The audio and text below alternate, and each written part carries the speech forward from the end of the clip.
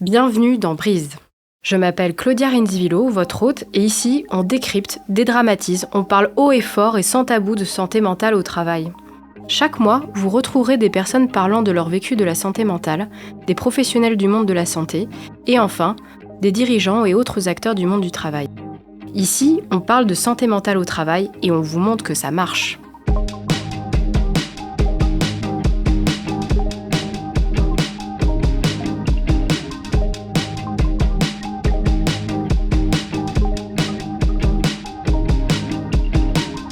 Aujourd'hui, j'accueille Margot Bergamelli, qui est psychologue du travail. Bonjour Margot. Bonjour. Bonjour, merci en tout cas d'avoir accepté cette invitation. Merci. L'idée, c'est que peut-être dans un premier temps, est-ce que tu pourrais te présenter en quelques mots et présenter ton parcours tout simplement? Oui, moi je suis Margot Bergamelli, donc j'ai 41 ans, j'ai 2 enfants, 2 filles. J'ai fait des études de psychologie au départ un petit peu parce que je voulais m'échapper d'une voie qui avait été un peu tracée contre ma volonté, et au final j'y suis restée. Et donc j'ai décidé de suivre les études en psychologie du travail. Je trouvais ça plus concret, enfin il y avait une application qui me paraissait plus concrète.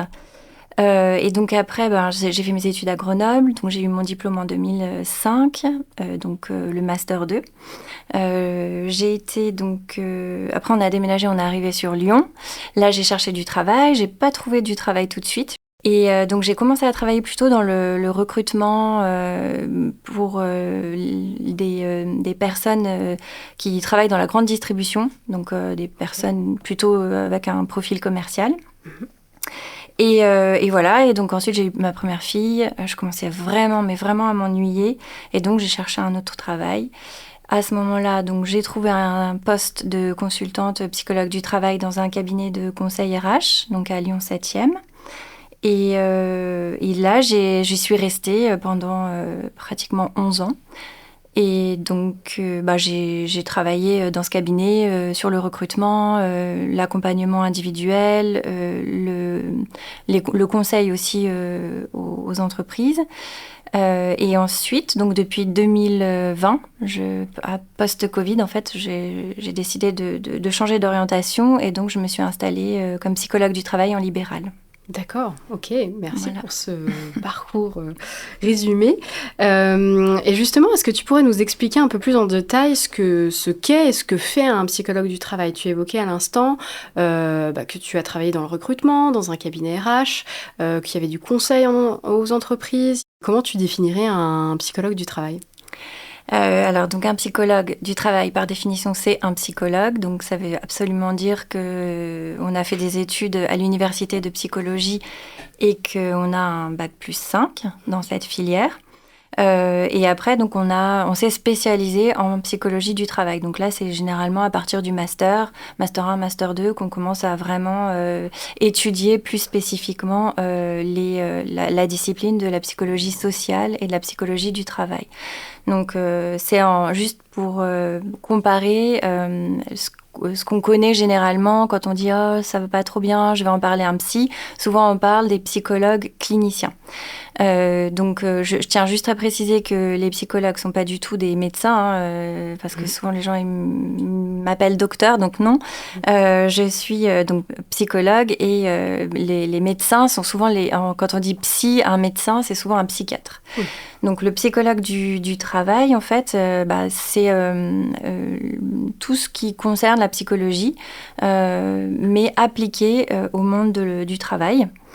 Et effectivement, on peut retrouver des psychologues du travail. Il n'y a pas un seul poste psychologue du travail type. Ça va beaucoup dépendre de la structure dans laquelle la personne va exercer son métier. Et parfois, ça dépend aussi de la fonction. Donc, il peut y avoir des psychologues du travail. Maintenant, il y en a de plus en plus qui sont installés en libéral. Et dans ce cas-là, on propose des consultations, donc comme quand on va avoir un psychologue clinicien. Mais on traite beaucoup de problématiques qui entourent le travail. Donc, ça sera potentiellement plus les souffrances au travail, la psychopathologie du travail ou éventuellement des problématiques d'orientation ou de choix professionnel, comme ça pourrait se recouper un peu avec du coaching, par exemple, sur certains sujets.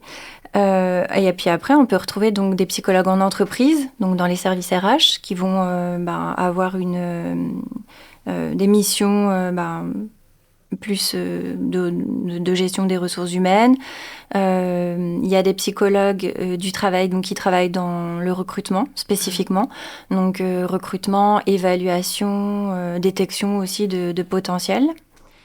Il y a des psychologues du travail qui travaillent dans la médecine du travail, donc tout ce qui est prévention à la santé au travail, mais du point de vue de la santé mentale. Ce qu'on appelle les risques psychosociaux, en tout cas, c'est plus dans ce terrain-là. Voilà, donc en entreprise aussi, parfois il peut y avoir une personne qui s'occupe des RPS, risques psychosociaux, ou de la QVCT, qualité de vie et conditions de travail. Et donc là, ça peut être une personne qui est issue d'un diplôme RH ou effectivement, psychologue du travail est totalement légitime sur ce genre d'action en entreprise. Effectivement, donc dans les services de santé au travail, ça va être du conseil, de la prévention. Parfois, c'est des consultations aussi, et pour garantir qu'il y a un relais qui est fait entre la santé physique et la santé mentale. Parfois, il y a des liens. Et effectivement, tout ce qui est prévention des risques psychosociaux. Donc voilà, il y a aussi des psychologues du travail qui peuvent se retrouver comme formateurs dans tout ce qui est l'ingénierie pédagogique. Voilà, c'est assez courant aussi. On peut traiter aussi des sujets d'orientation professionnelle, donc de l'adolescence, on va dire, jusqu'après la réorientation, par rapport notamment à des problématiques de mobilité, soit en interne dans les entreprises ou soit dans des entreprises ou des associations qui sont spécialisées dans des actions d'orientation. Donc, c'est soit du conseil en orientation ou soit ça peut être des centres de bilan de compétences, par exemple. D'accord. Donc voilà, et puis il y a la partie insertion professionnelle. Où le psychologue du travail peut être amené à travailler dans des associations type pour les jeunes, mission locale, ou ça peut être des associations plus spécifiques comme l'APEC ou l'AFPA ou des choses comme ça. Voilà, c'est vraiment assez... Je pense que peut-être j'ai oublié quelque chose, mais c'est assez large en tout cas. Tout à fait. Effectivement, merci en tout cas pour ce panel de possibilités. On voit effectivement que les psychologues du travail sont loin d'être proches de cette image qu'on peut avoir des psychologues qui sont dans leur cabinet et qui écoutent les gens en parler, si on fait simple. On peut les retrouver partout sur le terrain, en l'occurrence. Donc il y a beaucoup de possibilités. En tout cas, c'est vrai que si je reformule un petit peu ce que tu viens de dire, c'est que la spécificité du psychologue du travail, il va vraiment s'intéresser au monde du travail, aux organisations, comment elles fonctionnent, comment les individus aussi s'insèrent et fonctionnent dans cette organisation-là. Donc en tout cas, et puis il y a plusieurs prismes après sur lesquels prendre ces sujets, l'insertion professionnelle, l'orientation professionnelle. En tout cas, merci, ça montre un peu plus concrètement, je l'espère, pour nos auditeurs, ce qu'est et ce que fait un psychologue du travail. Donc merci pour ça. Ensuite, effectivement, quand on avait préparé ensemble cet épisode, Margot, tu m'avais fait part de ta stupéfaction sur l'écart que tu as constaté entre, d'un côté, les connaissances précises et massives qu'il y a dans le monde de la santé, finalement, sur comment fonctionne notre santé mentale, comment prendre soin de soi, finalement, et d'autre part, le manque de connaissances assez criant en la matière, dans la vie de tous les jours, dans le monde du travail. Est-ce que tu pourrais nous dire ce que tu as constaté dans ta pratique de psychologue du travail, à la fois au contact des entreprises, comme tu as pu avoir dans le passé, avant de fonder ton cabinet en libéral, et puis aussi au contact des particuliers que tu reçois aussi dans ton cabinet? Alors, donc, effectivement, oui, moi, je suis toujours un peu surprise, mais c'est parce que certainement, je fais partie... je connais de par mes études et mon métier, mais je suis un peu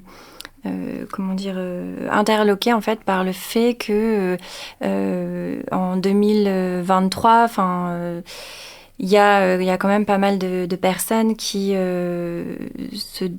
quand on leur parle, en ce moment ça va pas bien, tu devrais aller voir quelqu'un, tout de suite eux se disent, la première réaction c'est mais non mais ça va pas, tout va bien, je suis pas fou. Ouais. Donc en fait c'est un peu l'espèce de culture un peu française de la peur de la folie entre guillemets et de mettre les problématiques de santé mentale dans le gros fourre-tout qui est la folie. Alors qu'en fait c'est pas forcément toujours aussi simple que ça. Il y a pas mal de choses différentes. Et donc, du coup, bien souvent, dans mon cabinet, je récupère des personnes qui... il peut y avoir des gens qui n'ont aucun problème avec ça et c'est quand même bien. Hein. Enfin, je veux dire, au moins, on arrive à se dire que les choses commencent à évoluer et ça change. Mais il y a une petite partie des gens qui soit ne vont pas bien et expriment qu'elles ont vraiment hésité à prendre rendez-vous parce qu'elles ont eu peur de prendre la place de quelqu'un d'autre. Ou soit des personnes qui, on voit, voilà, elles comprennent pas, elles sentent qu'il y a quelque chose qui va pas, mais pour elles, voilà, elles ont besoin de conseils et elles ont du mal à faire le lien entre par exemple des moments où ce qu'elles vivent au travail c'est compliqué et elles ont comment dire une hausse d'anxiété par exemple ou des moments où ça peut être un peu plus compliqué, des affects dépressifs, des choses comme ça. Et donc moi, mon travail, c'est quand même aussi de les aider à identifier ces choses-là, à nommer les choses. Et donc quand on met des mots dessus, souvent les gens sont... Voilà, c'est hyper... comment dire, ils sont plutôt rassurés par le fait que ça s'explique et en même temps, eux-mêmes n'ont pas été cherchés. Donc moi, je trouve qu'il y a une grande différence entre ce qu'on sait, ce qu'on a comme... un grand écart plutôt entre ce qu'on sait, ce qu'on a comme information précise, scientifique à disposition et finalement comment c'est retranscrit dans la société et dans les entreprises et auprès des personnes qui travaillent. Et je trouve que c'est... Enfin, moi, je trouve ça un peu dommage parce que si on avait accès à... Si la majorité des gens avaient accès à ces informations plus facilement, avec le recul aussi qu'on a par rapport au Covid, où on a fait beaucoup de focus sur la santé mentale, je trouve que malheureusement, il y a toujours un peu des réticences et des stéréotypes qui restent, qui accompagnent quand on va pas bien ou quand on a vraiment un trouble psychique. Oui. D'ailleurs, si je peux me permettre, effectivement, tu soulignes très justement dans ce que tu viens de dire, tu parlais... j'ai relevé deux choses, c'est qu'à la fois, d'ailleurs, quand on voit que quelqu'un va pas bien, on lui dit « tu devrais aller voir quelqu'un ». Mais d'ailleurs, on n'arrive pas à nommer, en fait, psychologue, psychiatre, on n'arrive même pas, autant on arrive à dire va voir ton médecin. Par contre, on voit qu'on n'arrive pas à prononcer ce mot autour du psy. Donc ça, c'est la première chose que je voulais te partager. Et l'autre chose, c'est que tu as parlé justement d'anxiété et puis d'affect dépressif. Pardon. Est-ce que tu pourrais nous faire un petit focus, une petite définition rapide sur concrètement les personnes que tu reçois dans ton cabinet, qu'est-ce qu'elles te disent et qui te font penser effectivement à peut-être de l'anxiété ou des symptômes, des signes de la dépression, parce que je pense que en fait ceux qui nous écoutent vont pas forcément savoir ce qu'il y a derrière ces mots-là. Donc est-ce que tu pourrais nous éclaircir sur ce point? Oui. Alors juste pour par rapport à aller voir quelqu'un, donc effectivement le mot psychologue, psychiatre, c'est un mot qui fait un petit peu peur. Après, moi j'aurais tendance à être peut-être un peu moins... pour moi, c'est moins grave parce qu'à partir du moment où on dit à quelqu'un va voir quelqu'un, ça veut dire que forcément c'est peut-être rentré dans le langage un peu commun. C'est peut-être comme une expression en fait finalement. Donc du coup, j'ai tendance à être optimiste là-dessus et me dire bon ok.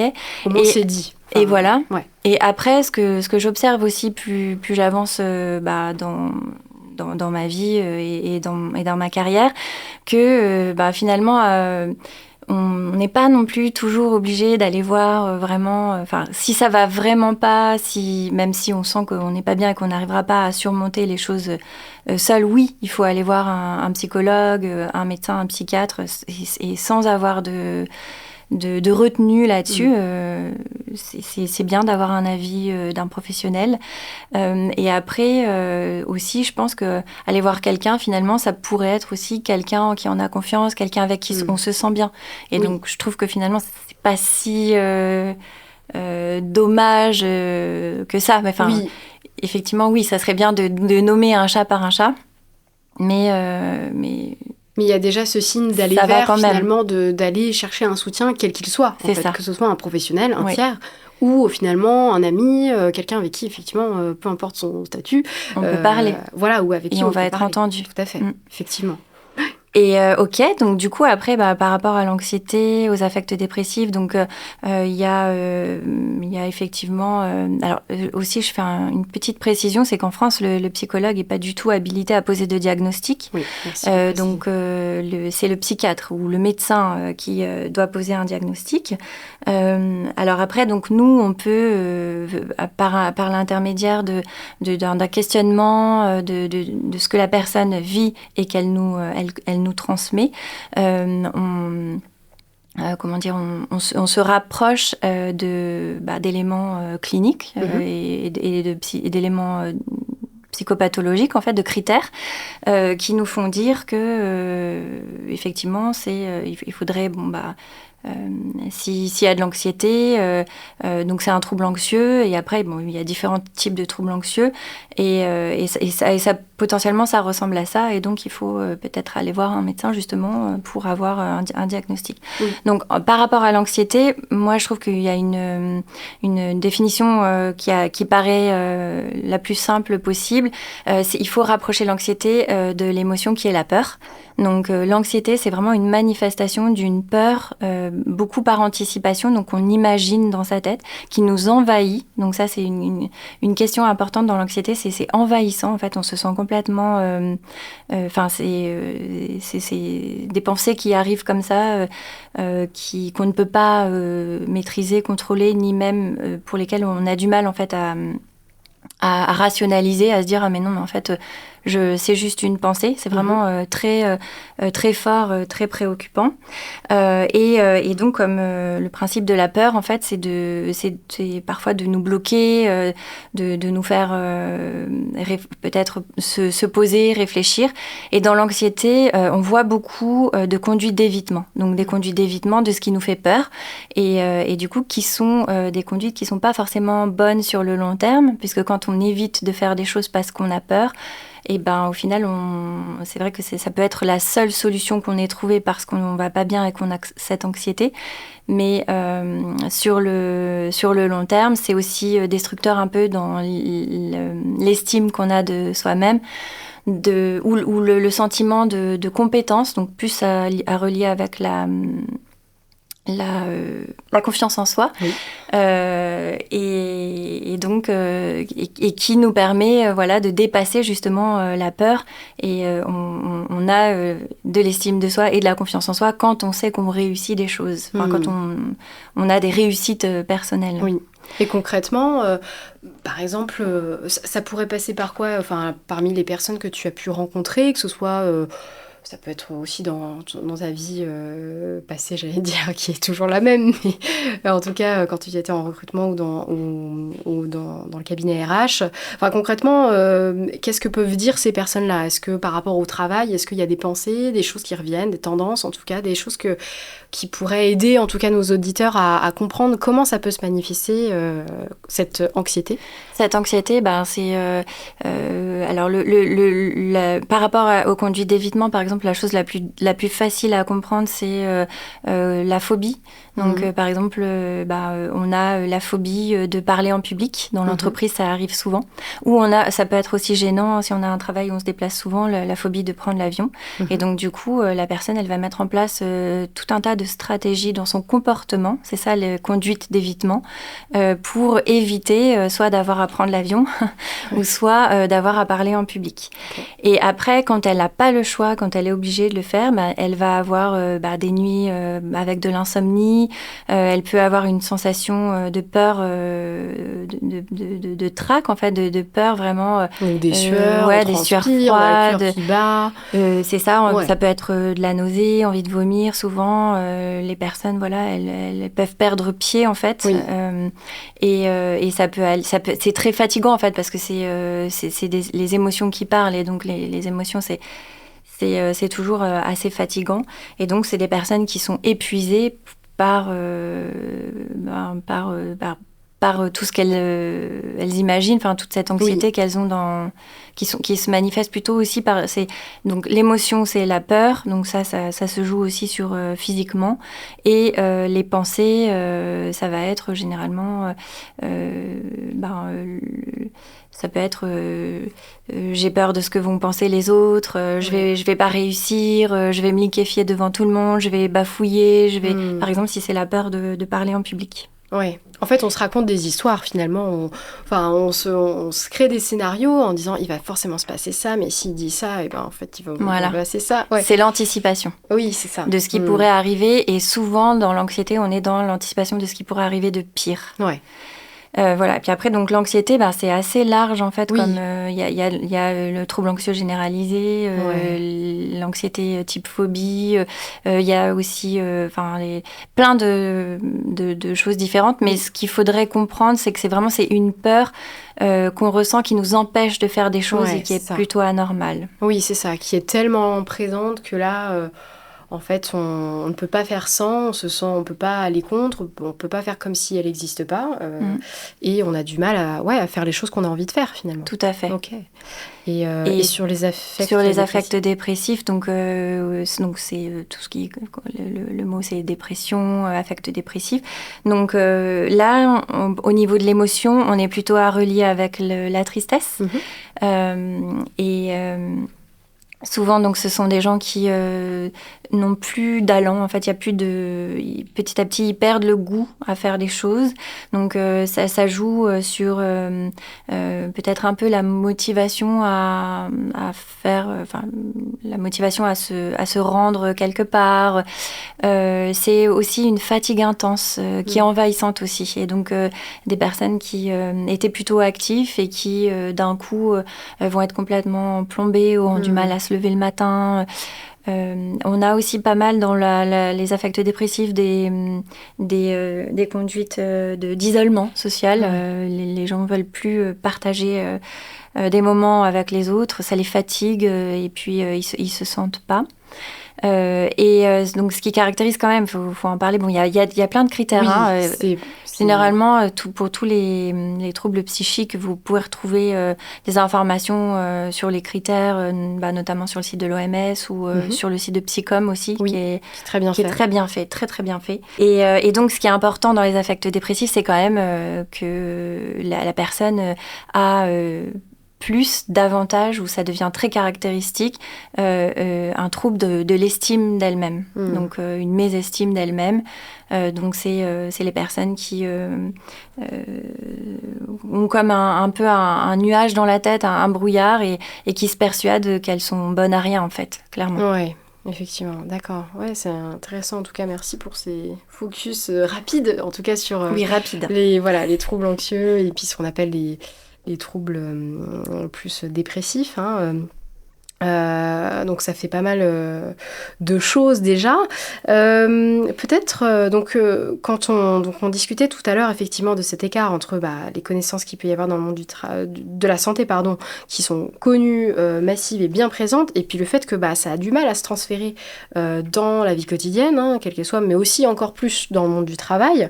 Qu'est-ce qui selon toi explique cet écart et qu'est-ce qui te vient sur ce point ? Oui, alors du coup, effectivement, le le côté culturel. Donc ça, c'est ce que j'ai expliqué au départ. Et puis après, moi, je pense qu'il y a aussi de plus en plus d'informations et pas forcément toujours les bonnes informations. Donc il faut réussir à faire le tri.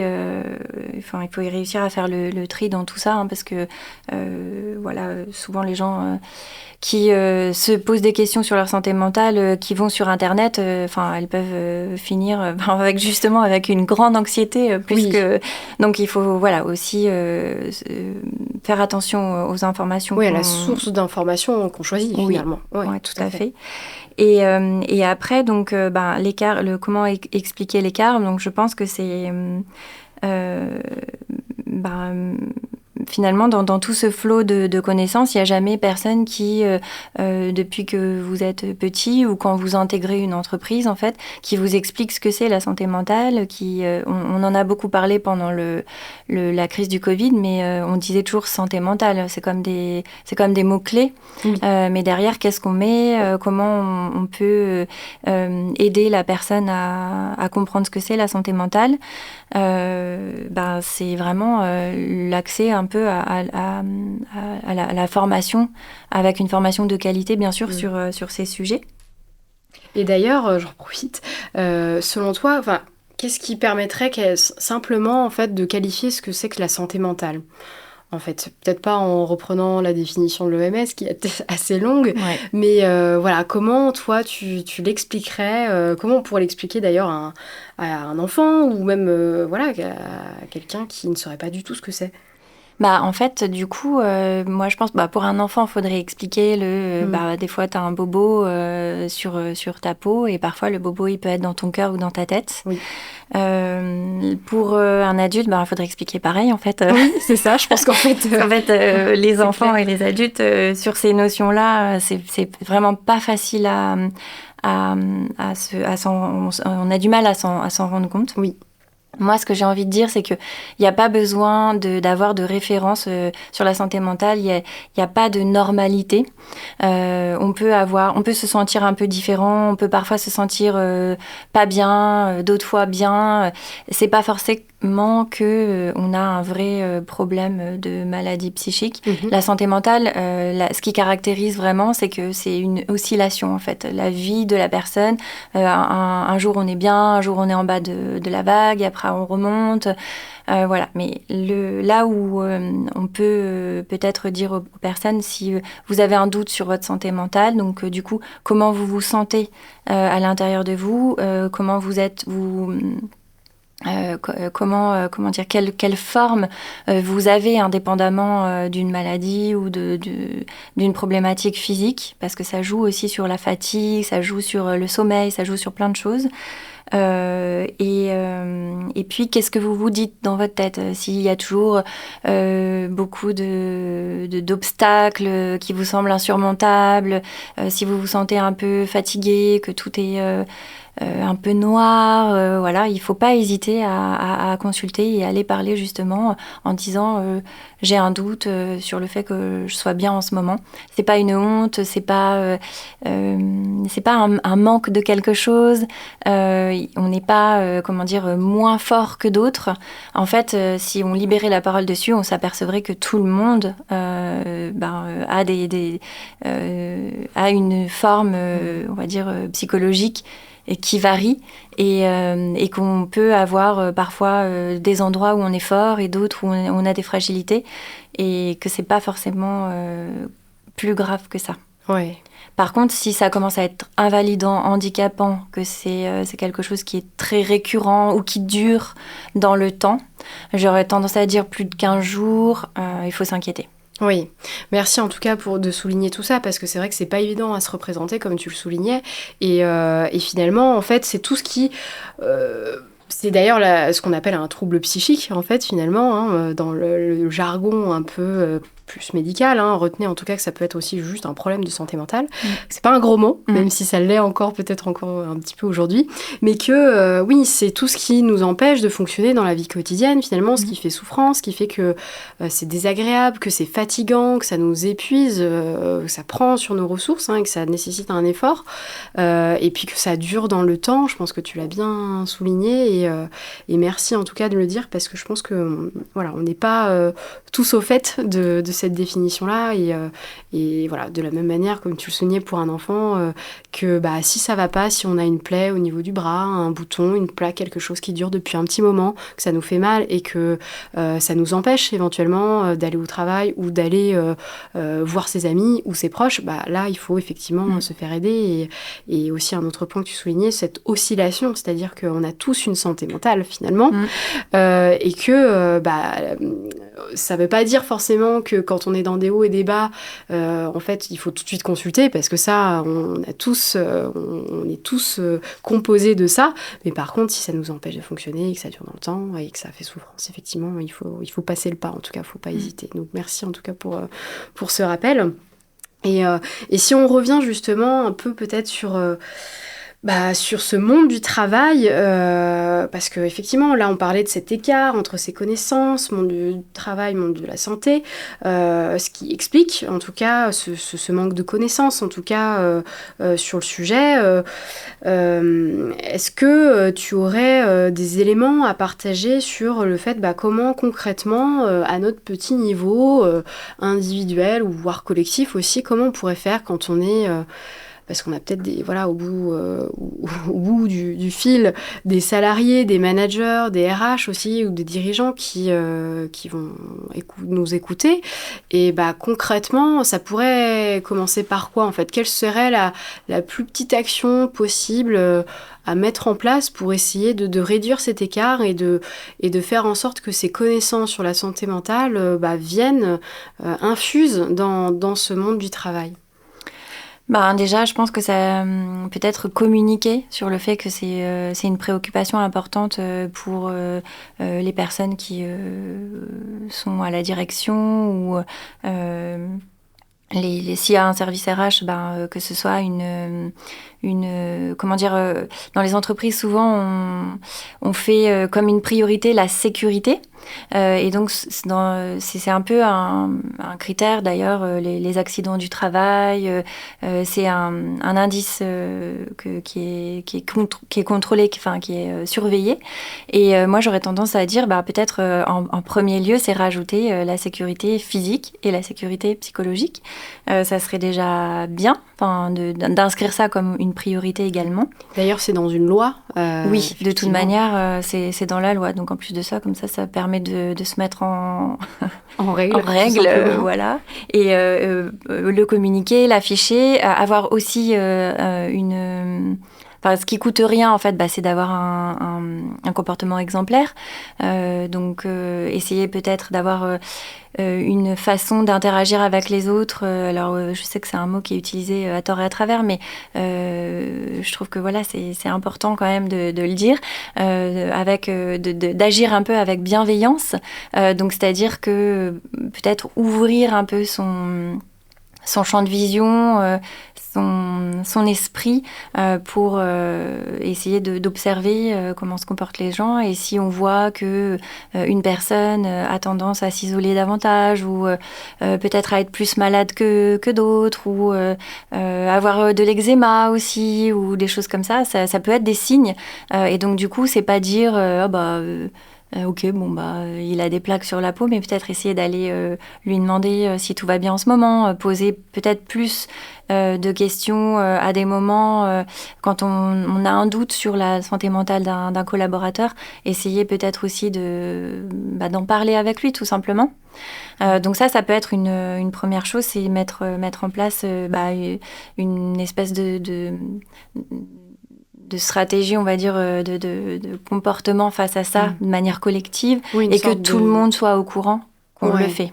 C'est ça, avoir finalement une sorte de vigilance collective et une sorte de communication collective sur le sujet qui permettrait de savoir que c'est ok de se demander les uns les autres finalement comment on va. Et puis dans ce que tu disais, dans cette idée de bienveillance que tu soulignais, finalement d'avoir dans notre comportement, d'essayer de vraiment s'intéresser à ce que la personne est en train de vivre. Finalement, ce qu'on peut aussi rapprocher peut-être de l'écoute active, dans ce côté, être présent, actif, ça veut dire ça. Ça veut dire être vraiment vraiment être activement en train d'écouter et s'intéresser sincèrement à ce que la personne nous dit en face, quoi, et pas être en train d'être sur son téléphone en même temps pour essayer de repérer ces signes que tu mentionnais et qui peuvent être parfois anodins, où on peut passer à côté. En fait, tout changement finalement peut être bon à noter finalement pour questionner la personne. Tout à fait. Du coup, ça, c'est un peu une façon de se comporter qui est de la responsabilité de chacun, mais c'est aussi dans la loi, parce que quand une personne ne va pas bien, et on ne peut pas savoir comment elle va pas bien, puisque c'est dans sa tête, c'est des choses qu'elle se dit ou qu'elle ressent. Donc du coup, par définition, c'est peut-être ne pas éviter le sujet, tendre vers ne pas éviter le sujet avec elle, mais peut-être lui poser la question, parce que dans le cas où vraiment on avait vu des choses, elle ne va pas bien et ça se termine peut-être par quelque chose de tragique ou même par un arrêt de travail long, c'est finalement comme une non-assistance à personne en danger. Et dans les entreprises, c'est le cas où dans les risques psychosociaux, vous pouvez avoir aussi, il y a les cas de harcèlement, que ce soit harcèlement sexuel, harcèlement moral. C'est pareil, si vous observez des agissements qui sont limites, même si on ne sait pas les caractériser puisque la loi est très compliquée, etc. Mais on a vu quelque chose, donc il faut peut-être se dire, j'agis parce que peut-être qu'il n'y a rien, mais peut-être que ça pourra sauver, ça pourra aider. Oui, tout à fait. Effectivement. Donc, et aujourd'hui, à ce propos-là, il y a une formation qui existe et qui permet de donner de l'information aux entreprises, aux directions, ne serait-ce qu'à tous ceux qui travaillent dans l'organisation, que ce soit une entreprise d'ailleurs ou pas, que ce soit une association ou autre. Est-ce que... Oui, c'est ce que j'allais le dire. Donc effectivement, dans les choses qui sont un peu payantes, mais qui ne sont pas chères, je tiens quand même à le préciser. Donc, il y a la formation donc PSSM, donc Premier Secours en Santé Mentale, qui est une formation de 2 jours qui se fait soit à l'intérieur de votre entreprise si vous voulez l'organiser, ou soit dans un endroit extérieur.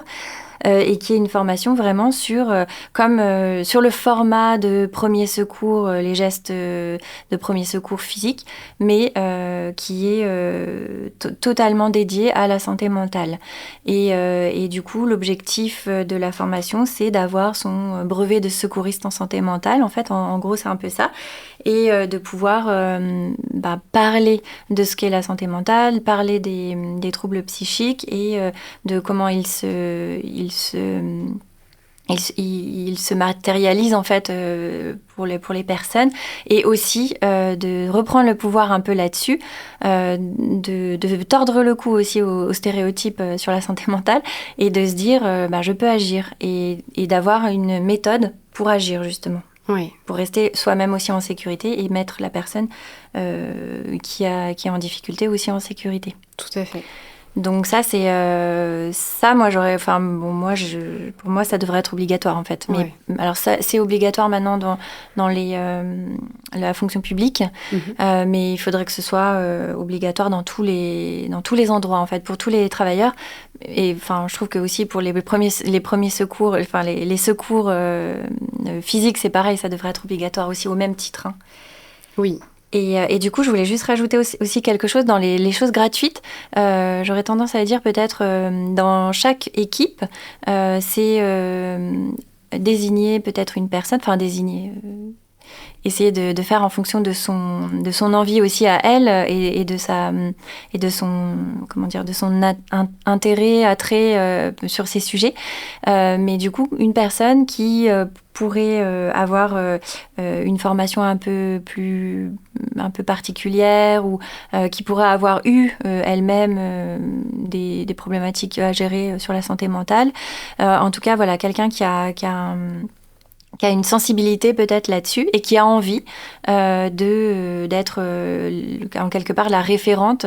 Parfois dans les équipes, vous avez le référent qualité, le référent plein de référents, quoi, de telles normes, de tels trucs. Et là, l'idée, ce serait le référent santé mentale et qui est à chaque fois une personne identifiée, identifiable, et que quand une personne ne se sent pas bien dans l'entreprise ou si un collaborateur voit qu'un autre collaborateur n'est pas bien, puisse aller vers cette personne, la référente, en lui disant j'ai observé qu'il s'est passé ça, ou j'ai observé que cette personne a l'air de ne pas aller bien, ou qu'on puisse... Voilà. Et la référente, elle n'aurait pas du travail, enfin la personne référente n'aurait pas de travail à faire en plus, mis à part pouvoir communiquer de manière plus privilégiée de par son rôle de référente avec le collaborateur en souffrance, et aussi peut-être aller jusqu'à je transmets à des professionnels, donc médecins du travail, psychologues, psychiatres, médecins traitants, enfin toutes les personnes qui peuvent, ou urgences psychiatriques, il ne faut pas oublier aussi, toutes les personnes qui peuvent prendre le relais sur les problématiques de santé mentale au travail. Effectivement, ça peut être en tout cas une piste intéressante à creuser. En tout cas, par rapport à ce que tu soulignes, je voulais aussi te faire part du fait que parfois aussi pour les entreprises, pour ces personnes, qu'elles soient RH, représentants du personnel, médecins du travail aussi parfois, ou tout simplement salariés, en fait, ça peut être lourd aussi de prendre cette casquette-là, parce que en plus, ça vient en plus du travail qu'on peut avoir à faire. Donc, c'est pas évident en tout cas de recevoir aussi la souffrance, les difficultés des autres.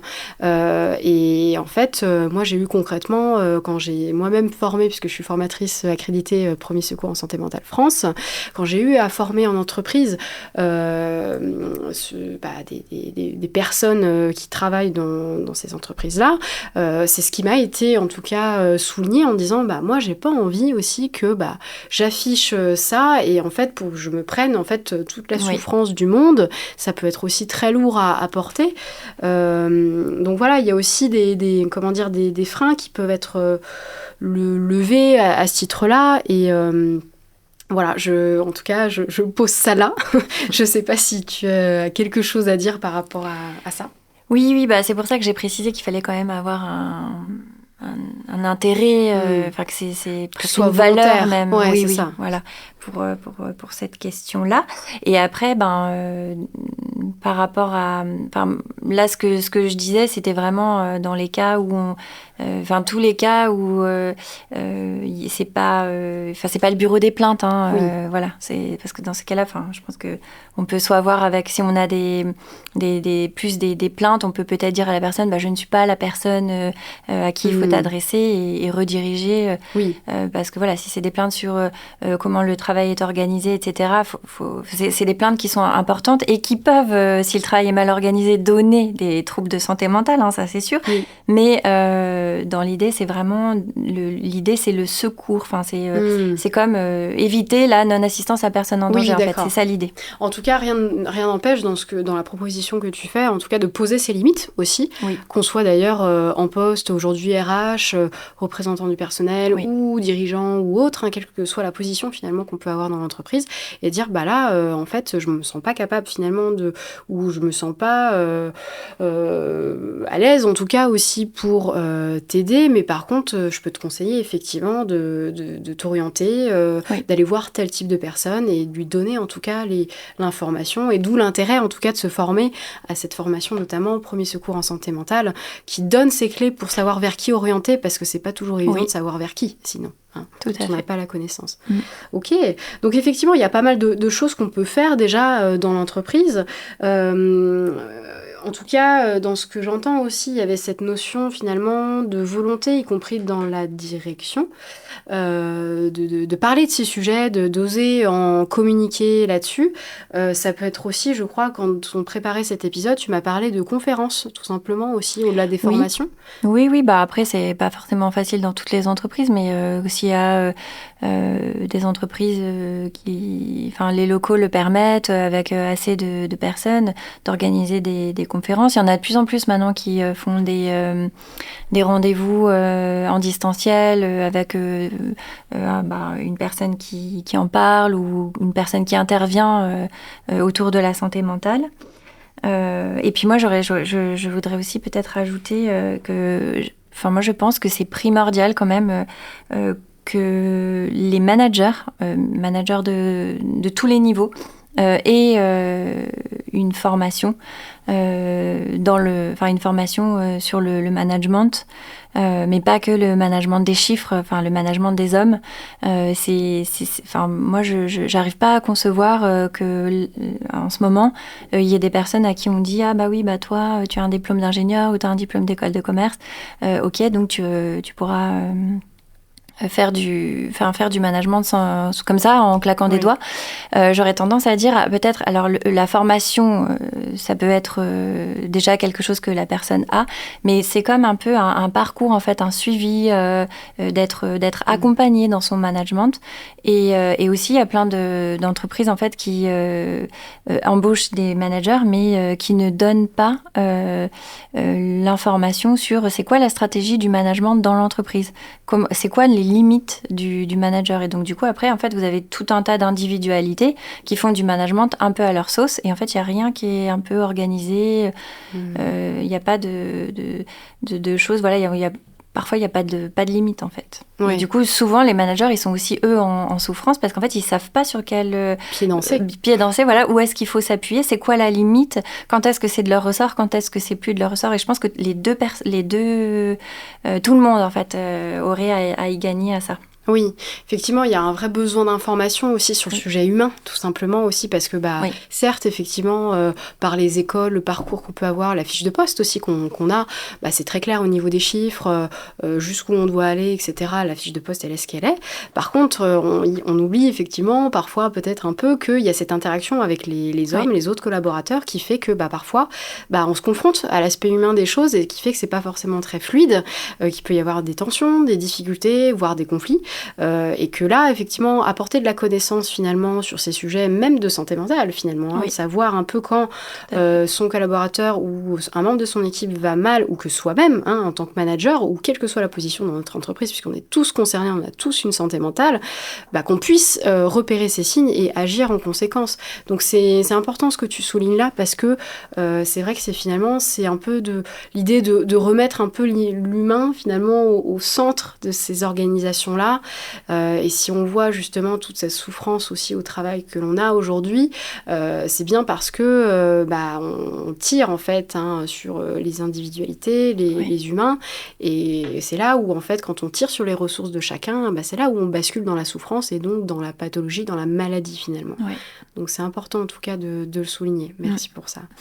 Ok, eh bien ce que je te propose pour continuer d'avancer et aller tranquillement vers la fin de cet épisode, c'est de faire un focus sur on a parlé un peu d'un point de vue macro, comment les écarts entre le monde de la santé et le monde du travail, comment on peut faire quand on est salarié, manager, dirigeant, pour en tout cas faciliter la prise en charge et l'expression autour de la santé mentale, de manière générale au travail, et plus concrètement, en termes de techniques d'auto-aide, donc c'est un mot un peu technique justement, mais comment on peut s'aider soi-même finalement, c'est ça que ça veut dire, justement quand une fois qu'on repère ces signes, potentiellement ça peut commencer à aller mal. On a parlé d'aller vers les professionnels, mais peut-être aussi avant d'aller vers des professionnels ou en parallèle, on peut avoir des techniques qui peuvent nous aider. Donc pour ça, est-ce que tu aurais des choses à partager aux auditeurs qui nous écoutent aujourd'hui ? Oui. Du coup, moi, ce que je pense, c'est que une des premières techniques, c'est d'éviter ce que j'appelle la double peine. Donc, par exemple, c'est la surinquiétude. C'est-à-dire que déjà, il y a quelque chose, on a ressenti, on a identifié qu'il y a quelque chose qui ne va pas, et puis on commence à se stresser, à s'inquiéter, à s'angoisser par rapport à ça. Et la fameuse question de est-ce que je suis normale ? Est-ce que je ne suis pas en train de devenir fou ? Est-ce que je perds pied du coup, pour laquelle on fait référence dans notre tête avec potentiellement une normalité, mais souvent c'est un peu une normalité stéréotypée en fait. tout le monde n'est pas... il n'y a pas vraiment de normalité là-dessus. Oui, on est tous différents. Voilà, peut-être la première chose, c'est de constater que ça ne va pas et de s'en arrêter là. C'est pas la peine de rajouter par-dessus toute cette angoisse. En fait. Voilà, ouais, c'est ça. toute cette angoisse ou toute cette... peur de ne pas être au niveau ou de ne pas être aux attentes. Voilà. Et à partir de là, donc, c'est peut-être essayer de se calmer un petit peu et d'agir rationnellement, c'est-à-dire on prend chaque problème par... voilà, si on sent qu'on ne va pas bien, faut aller en parler plutôt que de rester dans son coin et d'avoir honte. Et, alors c'est facile à dire, mais ce n'est pas du tout facile à faire. Mais je pense que c'est important que tout le monde l'entende parce que c'est une des premières choses qui fait que ça aggrave les signes. Donc les signes, c'est ce qu'on ressent, c'est les changements qu'on observe. Et donc souvent déjà au cabinet, donc la première chose que je fais, c'est régler cette double peine. Enfin régler, c'est-à-dire que l'exprimer avec des mots et que la personne qui en souffre en prenne conscience. Oui. Ça permet en tout cas après de se décentrer un peu, de prendre du recul en disant ok, là je pense ça, mais en fait je suis en train de m'auto-flageller, d'aggraver mon cas entre guillemets, alors que factuellement on peut peut-être justement, ça peut être ça aussi, revenir aux faits, relever les faits, plutôt on a tous effectivement des voix, des jugements qu'on a vis-à-vis de soi-même, et quand en plus on est en souffrance, c'est parfois compliqué d'avoir cet écart sans aide en fait, de l'objectiver, donc ça peut être aussi déjà d'essayer d'entendre cette voix-là, parce qu'on ne peut pas la supprimer complètement, en tout cas sans aide professionnelle, comme tu le soulignes, mais peut-être déjà d'être factuel, c'est-à-dire, qu'est-ce qui me pose difficulté au travail, qu'est-ce qui factuellement a été fait, mais vraiment le plus concrètement possible, c'est-à-dire, j'ai reçu tel mail, ça m'a énervé, et je me suis dit ça. Essayer de repérer un peu quelle est la mécanique, même si là encore, c'est loin d'être facile, mais ça peut être peut-être quelque chose qui peut aider en fait les auditeurs à repérer où est-ce que c'est douloureux et ça vient nous chercher, parce que c'est vrai que des fois dans une journée il se passe beaucoup de choses et parfois quand on rentre chez soi c'est difficile de faire la part des choses et de faire la liste précise de tout ce qui s'est passé. Donc peut-être déjà en tout cas refaire peut-être le fil de sa journée et de voir un peu tout, de faire la liste de ce qu'on appelle les irritants en tout cas, de tout ce qui nous a contrariés, ça peut peut-être aider déjà. Oui, tout à fait. Donc ça ressemble un peu à... C'est une technique qui s'appelle l'intelligence émotionnelle. C'est comprendre aussi ce que c'est que les émotions. Ça peut être aussi important... Dans l'auto-aide, c'est de se déculpabiliser parce que finalement les émotions c'est pas de notre faute quoi. On fait avec. Personne nous apprend à utiliser nos émotions et en même temps on est obligé de le faire puisqu'on en a et parfois on n'en veut pas mais on les a quand même. Donc voilà, effectivement c'est repérer ce qui nous a irrité, là où on n'a pas été bien dans la journée et essayer de comprendre à quelle émotion ça fait référence parce que parfois on vit des choses qui nous donnent plein d'émotions différentes, mais souvent quand ça va pas, quand c'est irritant, c'est plutôt des émotions négatives et donc le but de l'émotion c'est de nous donner un message. Donc quel était le message derrière tout ça ? À quoi relier l'émotion ? Les émotions, elles sont déclenchées à l'intérieur de nous, elles ont tout un tas elles s'activent de manière assez différente, mais concrètement, elles sont déclenchées par des événements extérieurs et qui font face à un besoin qu'on avait, nous, à l'intérieur de nous. Donc, c'est souvent aussi comprendre comment ça fonctionne chez nous, les émotions, chez nous, comme si on était un peu... on l'est de toute manière, mais de manière biologique, un peu comme si on était un animal, et comprendre comment ça fonctionnait à l'intérieur de nous. Ça, je pense que c'est important de savoir, en fait. C'est ce qu'on appelle de la psychoéducation. C'est tout ce qui concerne la psychologie, le fonctionnement, les éléments... dont on a beaucoup plus accès maintenant grâce aux neurosciences, comment fonctionne notre cerveau, etc.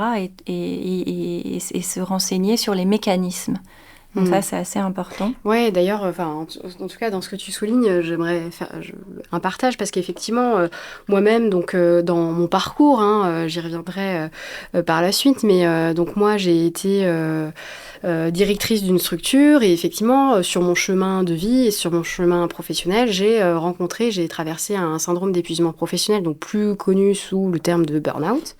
Donc, qui s'est manifesté par les signes que tu nous as présentés, notamment en début d'épisode, donc un peu d'anxiété. Moi, c'était ça, un peu d'anxiété, un peu de dépression, très concrètement. En tout cas, moi, sur mon parcours aussi de rétablissement, c'est-à-dire parce qu'à un moment donné, j'allais pas bien, j'étais en arrêt maladie pour justement me préserver et prendre soin de moi, de ma santé, qu'elle soit d'ailleurs mentale et physique, c'était les deux, puisqu'on n'a qu'une seule santé. Moi, justement, j'ai été accompagnée par une psychologue et aussi un psychiatre. Et du coup, ce que tu soulignes là sur le fait d'être accompagnée, sur savoir, ok, qu'est-ce qui se joue concrètement en moi, quelle émotion, comment ça se manifeste dans le corps, est-ce que j'ai la gorge serrée, est-ce que là, quand j'évoque tel sujet, j'ai un peu le cœur qui palpite, ou j'ai un peu des frissons, ou alors j'ai des petits tremblements, ou que sais-je, et ben ça, le fait de relier ça avec émotion, corps, perception, et puis les pensées derrière, ça permet de tout de suite en fait reprendre un peu plus de pouvoir sur quelque chose que l'on subit jusque-là, et ça permet en tout cas de voir les choses, de progressivement en tout cas, de développer en fait effectivement cette intelligence, cette lecture de soi-même en fait, de mieux comprendre comment on fonctionne, et derrière de repérer dans d'autres situations plus tard, que ce soit dans notre vie professionnelle ou personnelle, de repérer plus vite aussi ce qui nous affecte, et de tout de suite finalement après sélectionner la petite technique qu'on a développée qui nous aide. Ça peut être aussi lire un bon bouquin, aller voir des amis, ça après c'est libre à chacun aussi. Dans les techniques d'auto-aide, c'est quand même aussi d'être entouré, ce qui nous permet d'être le plus souvent quand même heureux, ou en tout cas avoir l'impression d'avoir eu un temps de qualité ressourçant. C'est faire les choses qu'on aime, expérimenter, apprendre, et parfois, bien souvent aussi, c'est être en relation, être en lien. Donc moi j'aurais tendance à dire c'est dans la santé mentale, tout est une question quand même à relier avec la souffrance. Donc à partir du moment où on ressent de la souffrance, on peut peut-être se dire c'est peut-être pas de ma faute, et justement aller chercher du réconfort, aller chercher des moments où cette souffrance elle s'apaise un petit peu, elle s'allège un petit peu, parce que et elle permet en fait elle permet donc à notre attention qui est plus focalisée sur la souffrance, elle permet à notre corps qui a des sensations différentes, et puis même à ce qu'on se dit dans notre tête de vivre des choses qui finalement sont pas de la souffrance à ce moment-là. Donc après c'est vrai que c'est aussi dans l'auto-aide, il y a tout ce qu'on appelle la pleine conscience, mais en vrai la pleine conscience c'est pas si compliqué que ça, c'est juste revenir au moment présent. Donc par exemple si on est dans l'anxiété, on anticipe beaucoup, donc on est déjà ailleurs, on imagine des choses, on est déjà dans le pire. Peut-être revenir au moment présent. Qu'est-ce qui se passe aujourd'hui? Où suis-je? Suis-je en danger? Oui, non. Ça peut être aussi de travailler sur son attention en pleine conscience, mais des moments, sans dire de faire de la méditation, dans des moments comme on mange, on fait attention à ce qu'on mange, on fait du sport, on va marcher. Ou même on marche pour aller au travail, on est présent dans son corps à ce moment-là. On sent les sensations, on a mal, je sais pas, à la cheville, oui, j'ai mal à la cheville, et on se le dit dans notre tête. Oui, et parce que à ce moment-là, on est dans le moment présent, justement. Oui, c'est faire attention aussi à sa respiration, au rythme de sa respiration. Ça peut être aussi de regarder les feuilles bouger dans un arbre. Ça peut être des choses très très simples. En fait, ce qu'on fait finalement, parfois dans notre journée de travail, on est appelé à avoir, c'est un peu un mot technique, mais l'évasion mentale finalement, de regarder un peu ce qui se passe, et ça c'est aussi des temps finalement qui permettent d'être présents, et qui sont aussi un peu ressourçants, même s'ils sont courts. Exactement, c'est ressourçant, et j'aurais tendance aussi à dire que ça nous apprend des choses sur nous. À partir du moment où on se connaît mieux, on pourra plus facilement savoir si on a un problème, enfin savoir et identifier nous-mêmes si on a un problème de santé mentale ou pas. Ouais. Donc ça, c'est important de... Donc, finalement, la santé mentale, ce serait presque un moyen de reprendre presque du pouvoir sur soi, en tout cas, c'est-à-dire de mieux se connaître soi. Et là où on voit que c'est quelque chose qui fait peur, là, en fait, le fait de connaître le sujet, de se connaître soi, finalement, ça permet de mieux pouvoir vivre la vie qu'on a envie de vivre, y compris professionnellement. Tout à fait. Et puis d'avoir peut-être aussi accès à des choix et par définition aussi des choix qu'on ne fera pas. Et donc ça, c'est important. C'est un peu c'est pas reprendre le pouvoir, mais c'est s'autodéterminer. C'est un peu ça le principe de savoir quel choix on fait. Et on fait des choix par définition que parce qu'on se connaît, quoi. Oui, être acteur, en fait, finalement, de sa vie pro et perso, finalement. Ouais, ok. Et après, je voudrais juste rajouter, du coup, faire attention aussi à ce qu'on se dit dans notre tête. Donc là, c'est la partie plus les pensées. Et souvent, je dis souvent aux gens, mais en fait, ok, donc vous dites ça dans votre tête, mais est-ce que si c'était votre ami, votre mère, votre fils, votre cousine qui venait vous voir en vous disant ça, vous lui répondriez ce que vous répondez à vous dans votre tête? La plupart du temps, les gens me disent non. Donc peut-être essayer de faire attention à ce qu'on se dit à nous-mêmes dans notre tête et en tout cas de se dire est-ce que vraiment j'ai été sympa, est-ce que j'étais un bon conseiller à moi-même. Ça peut être aussi quelque chose qui permet d'alléger un peu parfois la souffrance. Et une autre chose, donc après c'est très important, moi je pense, et on est en train de plus en plus de faire au niveau scientifique, il y a de plus en plus d'études là-dessus sur le sport et la nutrition. Et ça, c'est des éléments qui sont plus, on va dire, médicaux mais qui sont des vraies stratégies d'auto-aide et qui aident, vraiment. Oui. Ouais, donc faire attention à ce qu'on mange, faire attention à la manière dont on bouge finalement, et puis aussi le sommeil finalement. Le sommeil, oui, ça tout à fait. fait aussi partie. Donc c'est un peu le triptyque. Mais parfois après le sommeil, quand on a des troubles de santé mentale, c'est ce qui est souvent le plus perturbé. Oui. Donc, faut pas non plus culpabiliser. Mais en tout cas, si on arrive à quand même faire un peu d'activité le mieux qu'on peut, on va dire, pas forcément d'en faire tout le temps, mais de se maintenir un peu en activité physique et n'importe quoi. On n'est pas obligé de faire que de la performance ou de la course. On peut juste aller marcher ou bouger avec son corps, utiliser son corps et effectivement essayer d'avoir une alimentation plutôt saine, on va dire, variée, mais quand même équilibrée, c'est important. Oui, tout à fait. Merci en tout cas pour ce point de précision, Margot.